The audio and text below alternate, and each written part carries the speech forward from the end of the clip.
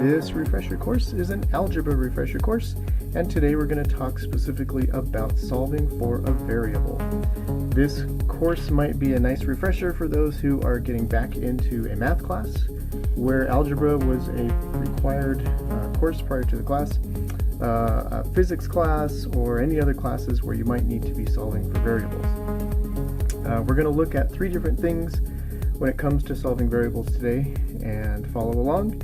And we'd like you to do some of this work on your own on paper as well, so that you can experience it for yourself. Let's first of all talk about what a variable is. I have an equation that is shown here in front of you.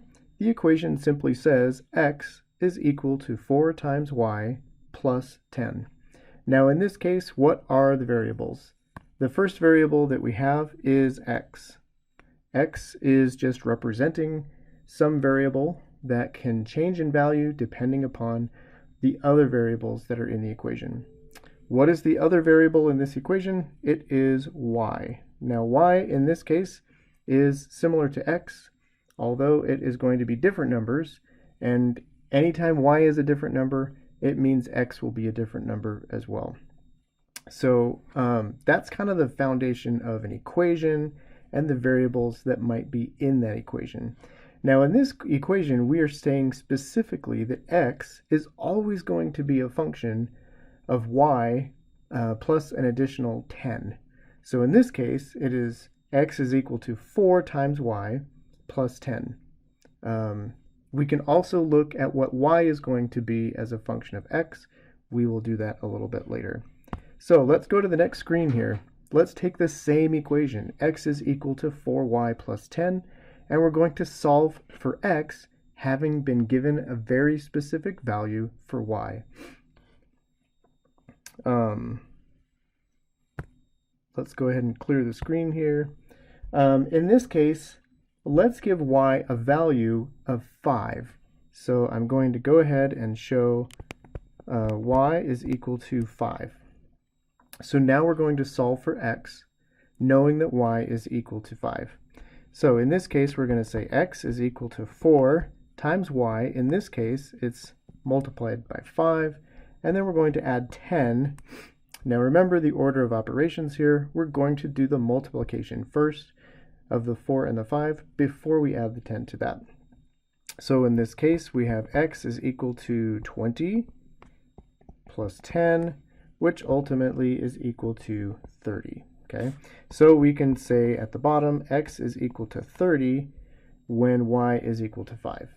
Okay, now that is our simplest form of solving for a variable. In this case, we solved for x, given a value for y. Okay, now what if we flip this around? Let's solve for y having been given a value for x. Okay, so in this case, let's say that x is equal to 90. Okay, and now we want to solve for y as a function of x. So we have to rearrange the equation. Okay, so let's go ahead and write out the equation, and then we'll talk about how to rearrange an equation in a way that we don't lose any of the accuracy or the value of the variables that are in it. Okay, so let's go ahead and say x is equal to 90. So we're going to say 90 is equal to 4 times y plus 10. Okay, now if you go back to your previous algebra knowledge, when we rearrange equations, one of the rules that we can use is that if you perform an operation such as addition, subtraction, division, or multiplication, so long as you do that operation on both sides of the equal sign, it will not change the overall outcome of the equation, and it does not break any rules. So for example, we have plus 10 on the right side of the equation. We are trying to solve for y, so we need to isolate y on its own without any other variables or numbers on the same side of the equation as y. We want to get y by itself on one side of the equation, on one side of the equal sign. So in this case, we have a 10 on the right-hand side, and we want to get rid of the 10 on the right-hand side. So what can we do? We're going to subtract 10 from both sides of the equal sign in our equation. So we're going to have 90 minus 10 on one side, and then 4y plus 10 minus 10 on the right-hand side. So basically, we're subtracting 10 from both sides of the equation, which makes the equation not change in any way. It's still equal. We have minus 10 on both sides. So what do we have left here? We have 80 is equal to 4y, and then we have plus 10 and minus 10, which is equal to 0 in the end. So now we have 80 is equal to 4y. Now, if you notice, we're trying to solve for y and not for y. So now we need to divide both sides of the equal sign by 4 in order to get rid of that 4 and keep it so that y is isolated. So let's go ahead and do that. I'm going to take 4y and divide it by 4, and I'm going to take 80 and divide it by 4. Okay? Now I'm running out of room here a little bit, but I'm going to move off to the side if that's okay. 80 divided by 4 is equal to 20 on the left-hand side of the equation, and 4 divided by 4 is just 1, or just y on the right-hand side of the equation. So now, as you can see, we've solved for y, having been given a value of x, and y is equal to 20. So again, all we did was we did subtraction or addition, multiplication, division on both sides of the equation in order to isolate the y and solve a value for y. Okay, now I hope that makes sense. Now let's go and look at this in a different sense. We're going to take the same equation, x is equal to 4y plus 10, and we're going to solve for y without having a value specifically for x. Now if you remember previously, we plugged in x is equal to 90, and we solved that y is equal to 20. That's for one value of x. Now we want to solve for y for any given value of x. We're going to do the exact same process by either making additions, subtractions, multiplications, or divisions on both sides of the equation in order to isolate y as a function of x. Okay, so let's go ahead and do that. We have x is equal to 4y plus 10. Again, we want to isolate y so that it is by itself just on one side of the equation. So let's go through and we're going to subtract 10 from both sides once again. So we're going to have x minus 10 is equal to 4y plus 10 minus 10. Now again, we've subtracted 10 from both sides of the equation so that the equation is not being modified in any way. It's still the same value on both sides. So let's go ahead and reduce that a little bit. We have x minus 10 is equal to 4 times y. Okay, so now we have x minus 10 on the left-hand side, 4y on the right-hand side, and we want to isolate the y, so we need to divide both sides by the number 4. So we're going to divide this by 4 on the left-hand side, and then we'll divide 4y by 4 on the right-hand side. And what are we left with? X minus 10, that quantity in parentheses, divided by 4 is equal to y. So this is y as a function of x. Now we started with an equation that was x as a function of y, and we've just reversed it. So now we have, for any value of x given, y is going to be x minus 10 divided by 4. Okay. Now, I hope that is making sense, and I'd like you to go ahead and try that on your own. You can pause the video, write down this equation, x equal 4y plus 10, and then go through this process again on your own on a piece of paper. Go ahead and pause the video and unpause after you've done that.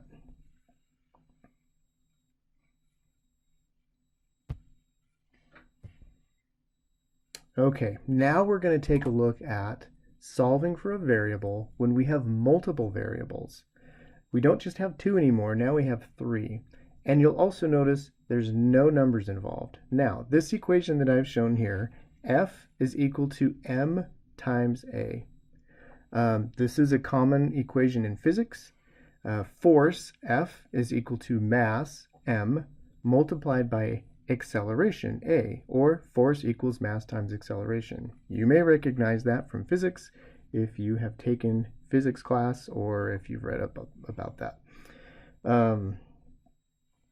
So that is our equation, and we'd like to go through and show how to solve for each of these individual variables by rearranging in order to solve one or a different variable that is not in the same order that we have. So let's go to this next screen, and what we want to do is we want to solve for m in terms of the other variables.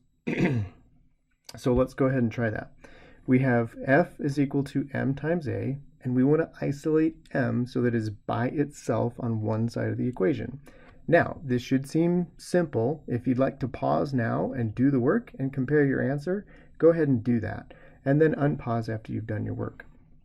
So we're going to take, and we need to eliminate the a term, or acceleration, from both sides. So we're going to divide both sides by a. So we're going to take f divided by a is equal to m times a divided by a.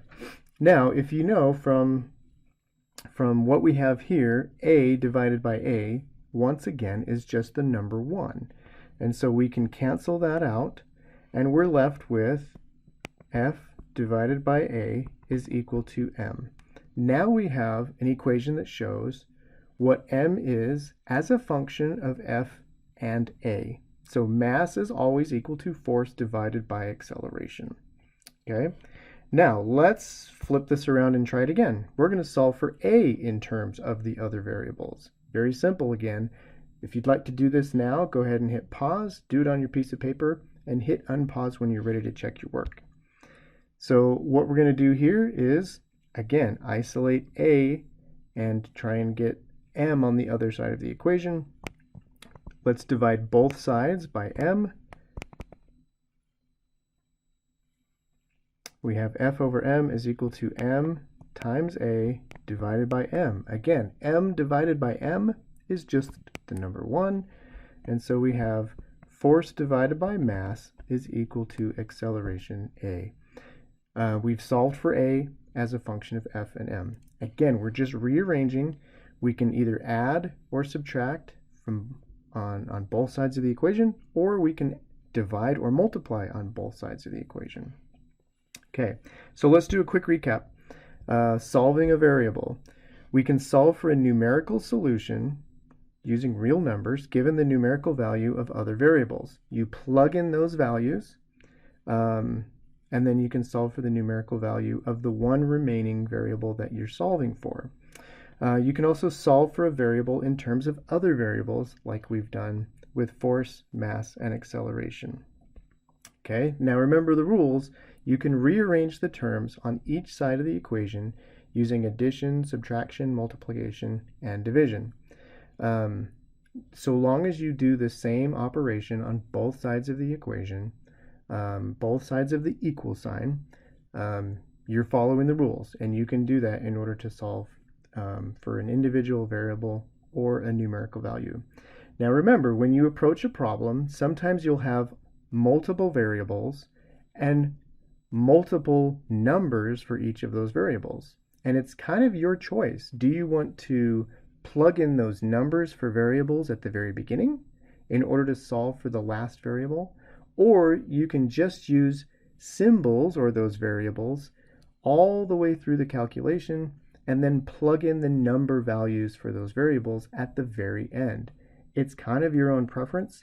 Different people have different preferences. I prefer to work out everything as variables and plug in the numbers at the very end. But at your discretion, you could do it the other way around as well. Thanks for joining us for this refresher on algebra and solving for variables. I hope this was helpful to you. I have other videos on other topics in algebra. Be sure to check those out on my channel, and feel free to like and subscribe in order to get alerts for new videos that I publish for other refreshers. Also, feel free to pass this along to any other people you know who need a little bit of brushing up on subjects before jumping into a new class or a new project where they need a little bit of help. Thanks for watching, and hopefully we'll see you on the next video.